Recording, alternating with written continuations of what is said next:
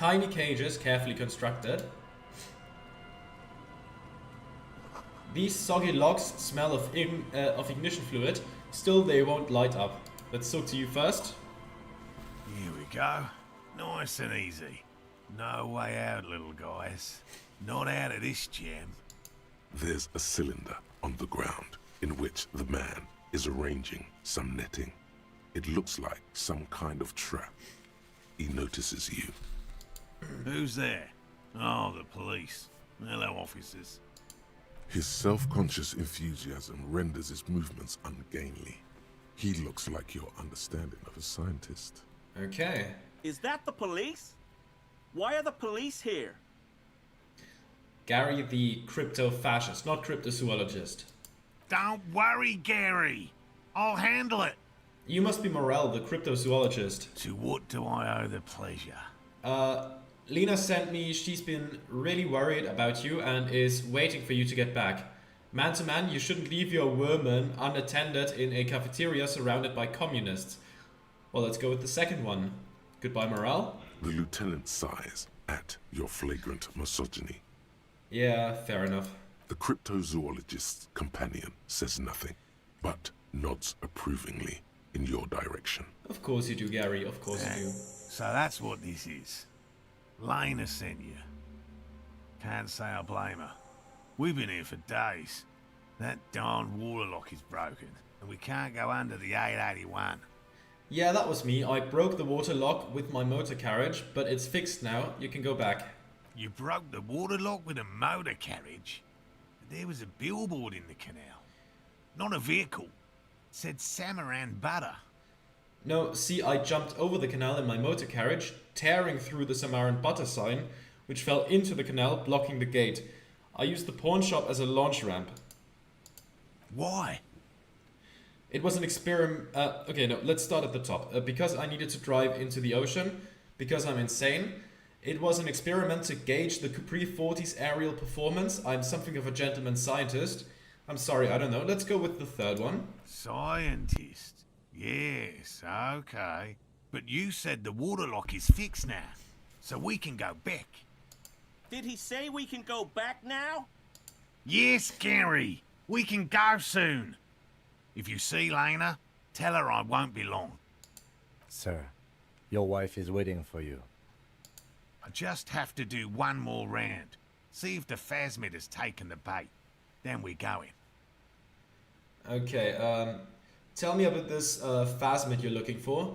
Tell me more about these traps. It's time to return to your worm, Morell. How did you become a cryptozoologist? Tell me more about these traps. Well, they may not look impressive, but Lena designed them quite cleverly, so I'm sure they'll do the trick. Lena designed the traps? Yes. How do the traps work? Simple. Attracted by the locusts, the phasmid crawls down the funnel and, having eaten its fill, can't get back out. At least, that's the intention.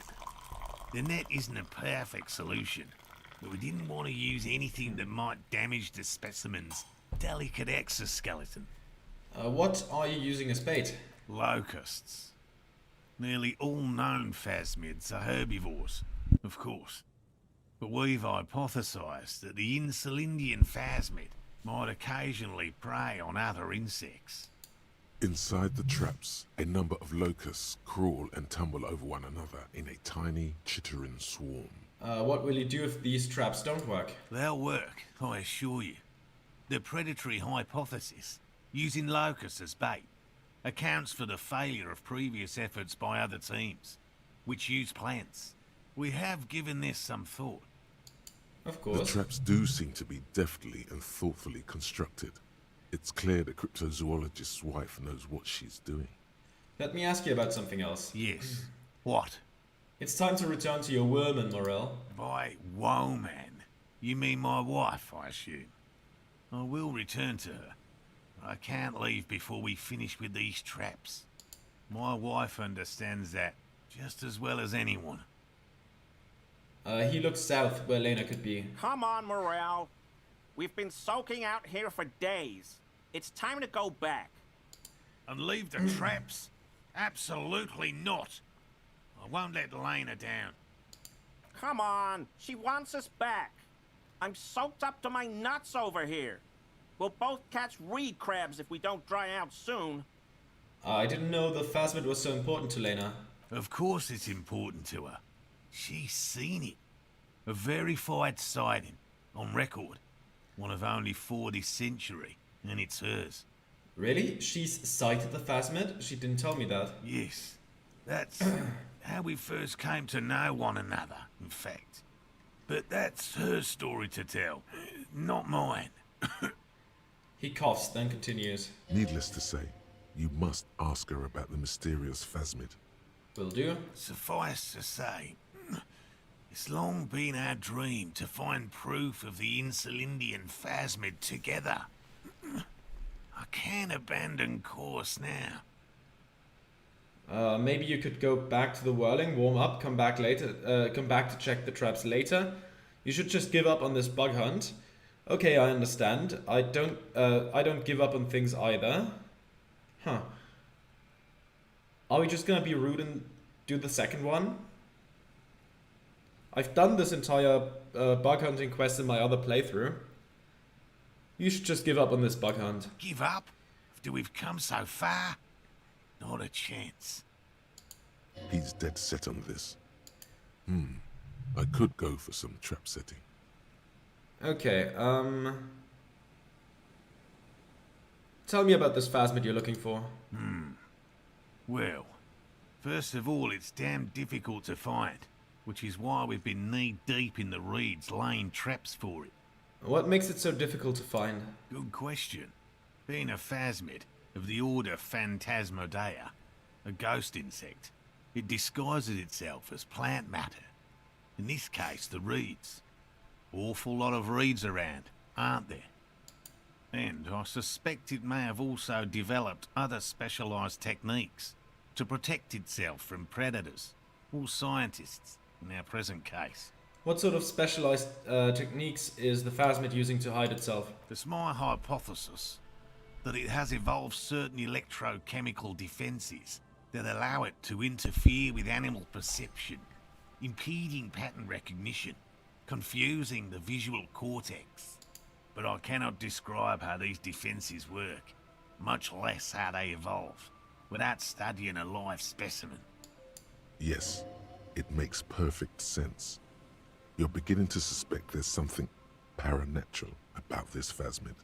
How big is this phasmid? I'm expecting it to be quite giant.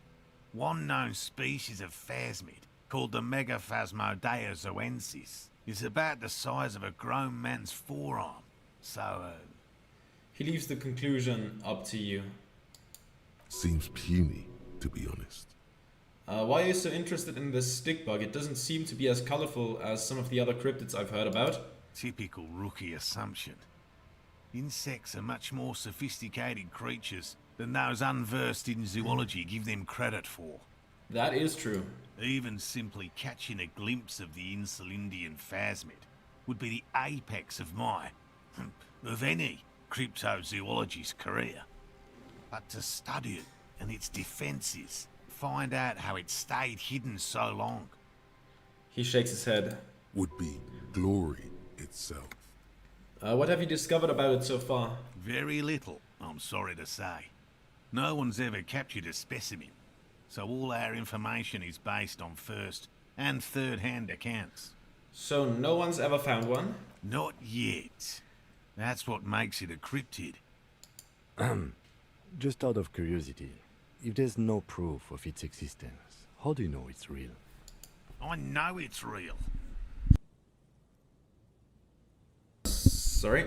The cryptozoologist says brusquely enough that even he seems taken aback by it. By which I mean, I've heard enough first-hand accounts to believe quite firmly that the Insulindian phasmid is more than mere superstition.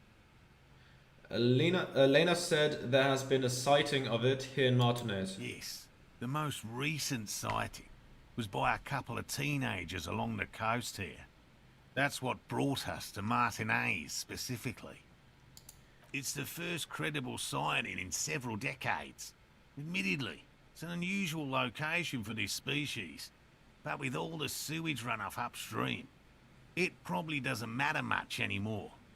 Maybe the Insulindian phasmid has died out?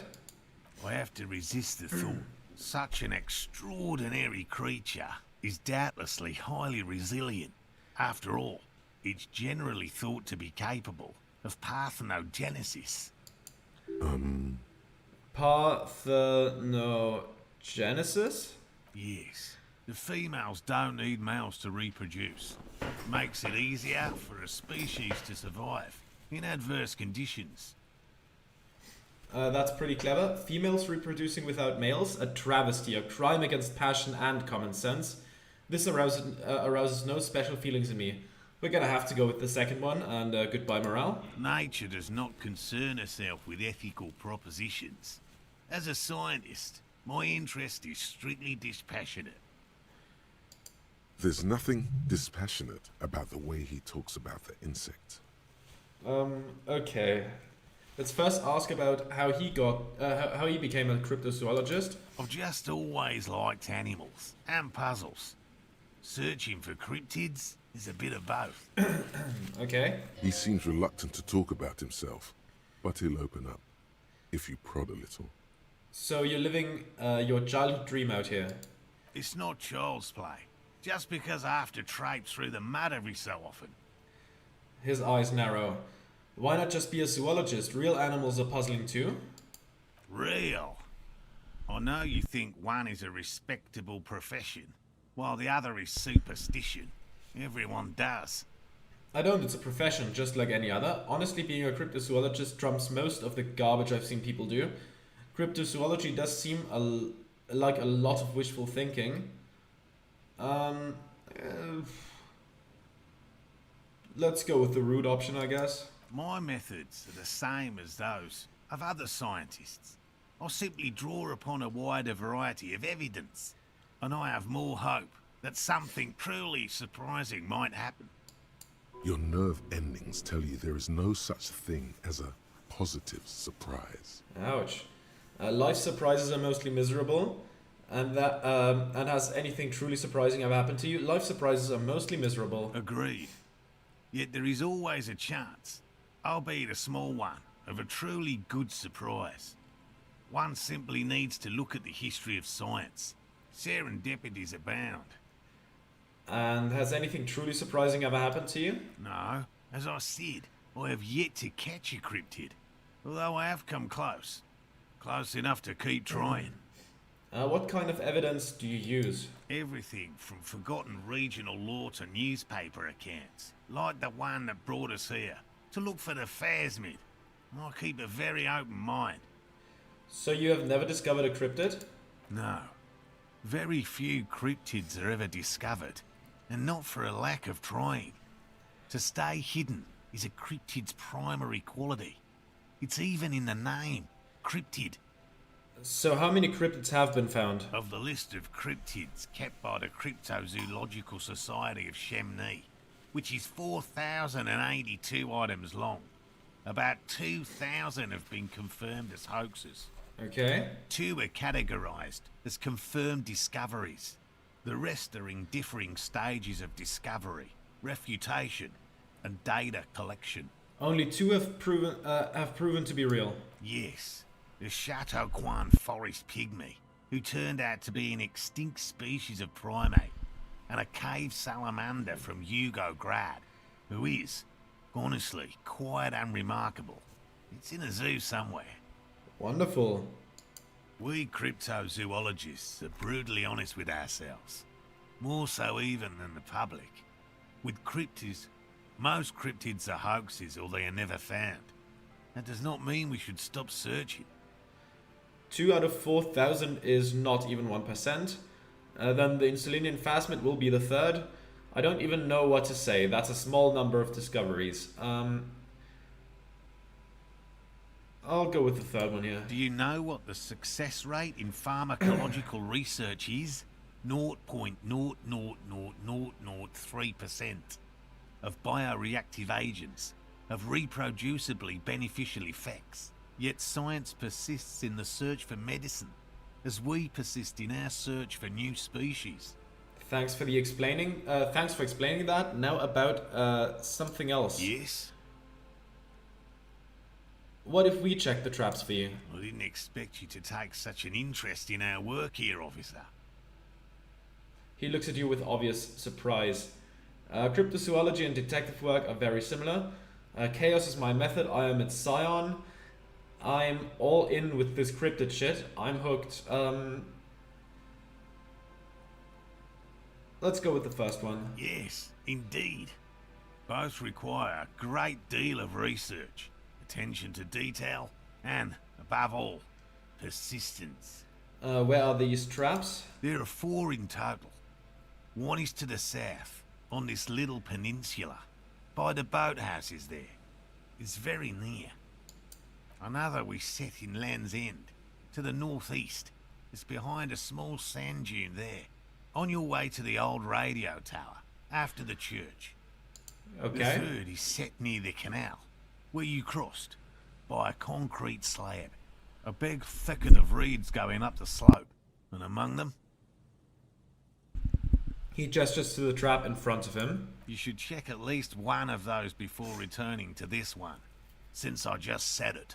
This one's more of a technicality, but still, better safe and stupid than sorry. Okay. That seems like a lot. Do we really have time for this extracurricular venture? The pursuit of knowledge is its own justification. What, aren't you having fun? Let's go with the second one. Even relative to examining a week-old corpse, I'm not sure mucking about in the reeds qualifies as fun. But have it your way, detective. If you think it's important, you have been right before. What do I do if there's a phasmid in one of the traps? Bring it to me at once. Just make sure the trap is closed tight. What if I encounter the phasmid in the wild? That's highly unlikely, officer. But in the event you do, He takes out I'll a spray you with a pheromone mixture I developed. He takes out a small white spray can. It's made of musk and research chemicals. The pheromone should attract the insect to you, or at least prevent it from bolting at the sight of you. It's quite potent. Will last you about a week. Lay it on me thick. He douses you with the odd-smelling spray, a double helping as you present your other armpit, and then gives you a satisfied nod. This is the smell of dying reeds, of longing crumbling into the water. I hope you're not buying this. He dispenses it without letting you touch the canister, so it would be precious like holy water. It is precious. A single dose cost me 50 real to develop. Not that I expect you to understand self-financing one's own research. He looks at the lieutenant with disdain, then puts the spray back in his pocket. I'm ready, let's get to it. Right. Which means you two can pack up and go back to the whirling. Whatever he thinks about this detour, it's clear that these men are exhausted and in need of assistance. Finally, someone's talking sense. Thank you for your help. Gary and I will start breaking down camp. If you have any more questions, now's the time to ask. We'll be gone once you get to it. Let's talk about specific cryptids. All right? What cryptids precisely? I usually discuss these things with specialists, so I don't know what. You need to ask him about specific cryptids. Cryptids you've heard about from Lena or his friend Gary. He won't just talk. Which cryptid did you almost catch? You said before that you almost caught one. A willow person. It's a long story. One non-specialist would find rather dull. What are willow people? They're not people, really. Some argue they aren't really animals, as they seem to have evolved directly from trees. He says it in a self-explanatory, even everyday manner. They're very, very thin, almost flat in fact, and can camouflage themselves easily, wrapping themselves around trees and blending in with the tree bark. In that way, they're not too dissimilar from the phasmid we're looking for here. Wait, so I may have seen these willows. So I may have seen these willow people without knowing it. And how did you almost catch a willow person? I'll go with the first one first. You probably have. How did you almost catch a willow person? Gary and I painted an entire grove's worth of trees in slow-drying paint. It was a bright lavender colour. I was hoping one of the willow people would get paint on it and not be able to camouflage itself. Okay. After waiting in hiding for hours, I saw a figure slip from one of the trees, a lavender shadow dashing through the grove. And then? I chased it with a net. Not very elegant. You can't be elegant in the field. And, well, it was faster than me. A lavender shadow. He smirks. I know you think we were snacking on funny mushrooms. It's easier to mock someone and to admit that the world might be more interesting than you've imagined. Furthermore, I'm not saying it was a confirmed sighting. I'm painfully aware of what goes into verifying such things. There is a serious possibility that I saw a squirrel or a trick of the light. I am my own harshest critic. And Lena's sighting of the phasmid, is that? Confirmed. It's 100% verified and meets all the standards of an authentic cryptid sighting. I know all about the kind green ape. Look, I even have a kind green ape pen. I see you've been talking about cryptids with Lena. The kind green ape is one of her favourites. Okay. A warm wave passes him. Of course, the kind green ape is her favorite, he thinks. We travelled to South Safra to look for it once. Gary and I got stuck in a rainstorm though, and had to spend most of our time there in a little village. The search was fabulously unsuccessful, but the people were very nice. I'm glad they didn't understand what Gary was saying about them. What? South Safra? They're just on a different rung of the ladder, Morell. I had no problem with them. Of course, Gary, of course. Really? You kept complaining about how dirty everything is, but we digress. They're a nascent culture. I just didn't feel comfortable. And let's change the topic, okay? Talk about your critters. Or whatever. He mumbles something. Yes, back to cryptozoology. You don't want to sow disagreement between friends. Okay. I know about the most dangerous cryptid, the gnome of Jeroma. Formerly the most dangerous, yes. But do you know the most dangerous living cryptid? Living? No. The most dangerous cryptid is a carnivorous ruminant, known colloquially as the dread moose. The red moose? Yes, the dread moose subsists entirely on flesh. It has even been known to dig up fresh graves in search of sustenance. Hold on, does it also attack people? Human remains have been found deep in the forest, torn apart, then trampled into the mulch by large hooves. Infer from that what you will. Okay, what does the dread moose look like? Just like an ordinary Arden moose. Then how can you tell if it's the ordinary or the dread kind? You can't. That's what makes it so dreadful and hard to identify. I am 100% behind the dread moose. I utterly believe it exists. Of course you do. The bodies found in the forest are just one piece of physical evidence. There's more. Sightings in Vasa, reaching back 4 centuries. But, of course, nothing satiates the skepticism of. A detective. Pardon me, I did not wish to seek conflict. It's simply my training to question things. Understood, Lieutenant. The man tips his hat slightly, then looks to you. I know the biggest cryptid, the giant of Kokonur. That's impressive, I guess. But have you seen it with your own eyes? Yes. Remarkable. When? I'm having trouble remembering. That's what I thought. You haven't actually seen it. And I can't imagine how you could either. The Samaskil desert region has been embroiled in a civil war for the last 8 years. I fear this mindless barbarism may have wiped out the elusive creature entirely.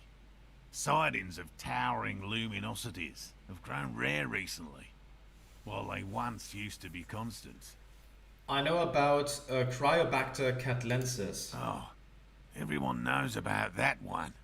Thanks to Professor Mijanu being the talk of the town for a time. He coughs in his fist. A bit of jealousy there. He'd want that glory, truth be told. Even if he'd have to inject himself with bacteria to get it. Although, probably because her life ended as a result of her work in Gutler, no one remembers her contributions to the search for the Nong-Ok. The Nong-Ok? A flightless cursor owl found in the Seminine Isles. Its long legs permit the Nong-Ok to run faster than any other avian. Perhaps any other animal. Who knows?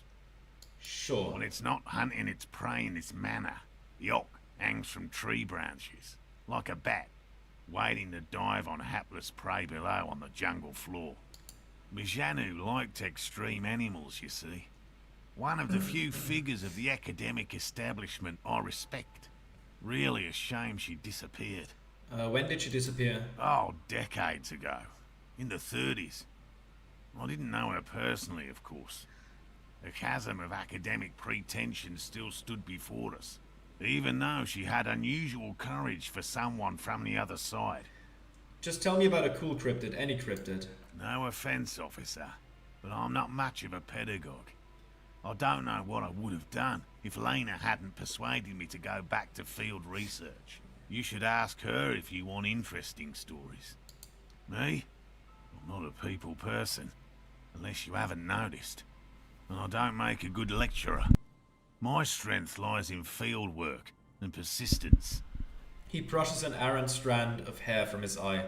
Enough tales then, let's change the subject. By all means.